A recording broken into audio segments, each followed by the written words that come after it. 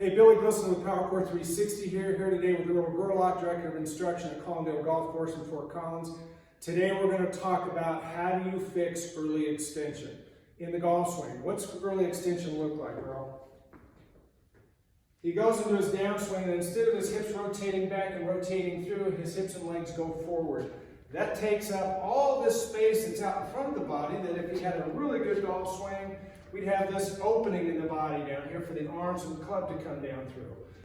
So here's what we're going to do. We're going to fix early extension by actually strengthening and conditioning the muscles around his feet, legs, hip and pelvis and core. Really quickly, we're going to turn those guys on to help him get his right hip back out of the way. So I've got a hip harness on, I've got a band hooked to his right hip and down at floor level, and the band is not, here's the side of the body, here's the front. We're 45 degrees between the side and front of the body, all right? We've got a little resistance. He's setting up an address there. All I'm going to ask him to do is go to the top of his backswing slowly and repeat that.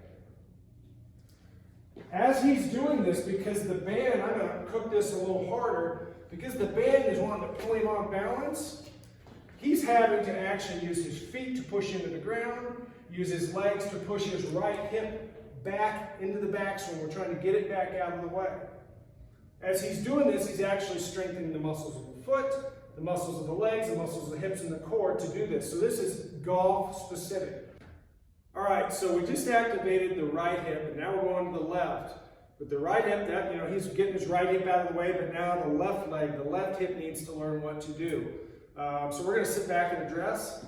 We've still got our harness on, our hip harness on. We've got a black band, a light resistance band hooked to the hip, 45 degrees out in front of his left hip, so it's not straight in front, it's not straight to the side, it's 45 degrees out there, okay?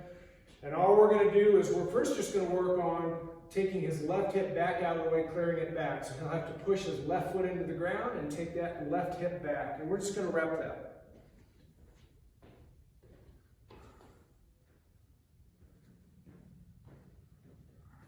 And as he's doing this, because of the resistance, once again, if I pull him on balance, he's having to push his feet into the ground. So we're using ground reaction forces here. We're using the leg muscles. We're pushing the hip back out of the way. These are the muscles that help clear the left hip. Earl, relax. Tell me what you feel now that we've kicked on both right hip and left hip. What's going on? What do you feel? I feel similar to what I was feeling before. I can feel when I'm doing it properly. I can feel like, as far as the new training goes, I can feel when my old pattern starts to take over. I'm able to make adjustments as I go and train myself to the pattern that I'd like to have. Okay, cool. Grab the golf club behind you. And I want you to only go fast enough that you can still be focused on using your feet, using the ground, leaving that same motion initially, but take a full swing, just a slower swing.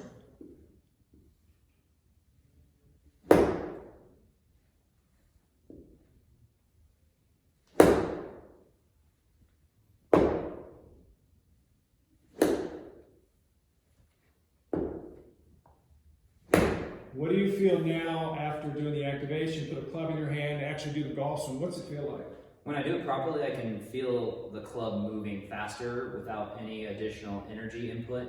And then similar to what I was saying before, particularly with the golf club in my hand, I can feel when my old pattern wants to take over, and I can be intentional about changing it. Okay, so we're doing all this, and we're trying to fix or correct early extension, right? So turn right hip back to the camera.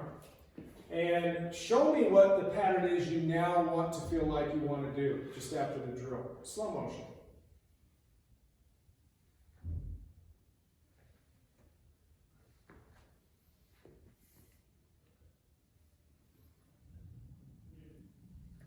Okay, still talking about how to break early extension, and we're going to go to a drill some people know as the rail drill, right? So we've got a rail, in this case an alignment stick, a baseball tee all figured out here, and what I've got to do, and I've got it from the down the line view, I've got it behind his right hip. I want him now to take his right hip back into the rail. Nice, and then as he starts his downswing, that left hip clears, everything we've been working on, he uses his feet and legs, and from the down the line camera, you see how the hips go back and they stay back. That allows him to rotate his body, open up all the space for the club to come through and hit the ball.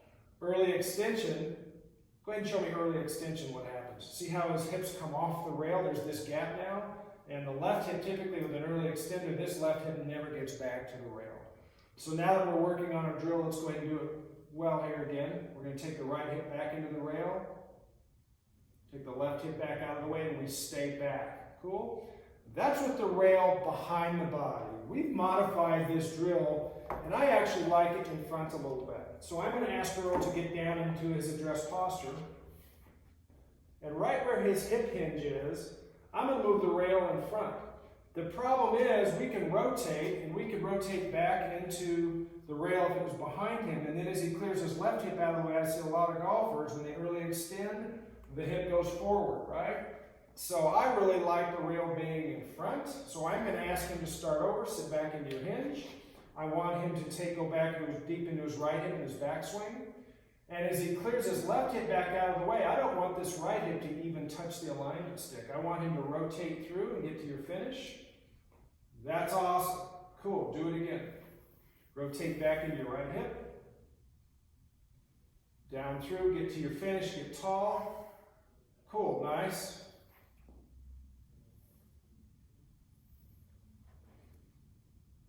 That's a different pattern than normal, right? Yes. What do you feel when you get here? What's the sensation you feel?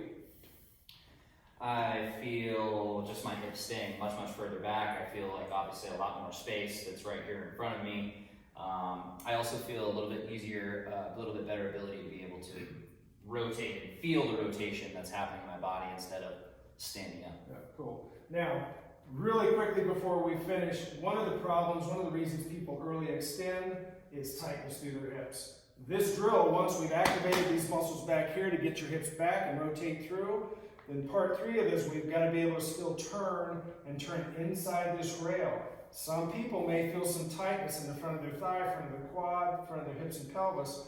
We got to work on that. This drill, the way we're doing it, will actually help with that. Good. I want him in this drill, go ahead and do 2 more. I want you to get your belly button down to me at your finish. Down parallel to your target line. Get all the way to your finish, stand tall, that's awesome. Belly buttons come down here. Notice the knees are together, that's nice. We're rotating around his spine, that's going to give him, once his hips turn, he's going to rotate around his spine and not really extend into the impact area. If you like this video, please like it down below. Consider subscribing to our channel. If you need further information about our product or programs, any other information about PowerCore 360, please go to PowerCore360.com.